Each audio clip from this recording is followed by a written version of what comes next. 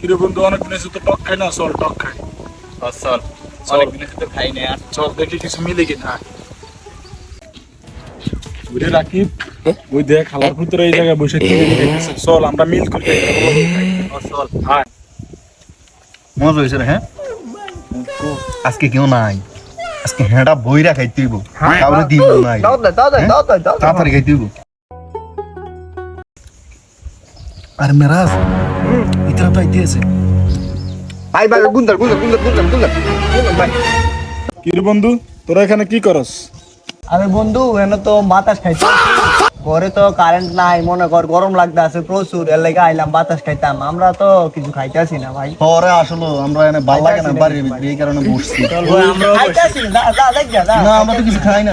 এগুলো কি? এই যে এগুলো কি? এডি এমনে এইগুলো তো এমনি, আমরা তো এমনি আছি। আর ভাই আমরা কি আরে খাইতাছি না কিছু, আমরা এডি এমনে আসি বাতাস খাইতাম। ভাই আমরা গরিব দেখে নি এরকম করস দে। না রে বন্ধু আমরা আরে ভাই খাইতাছি না, কি কি কয়?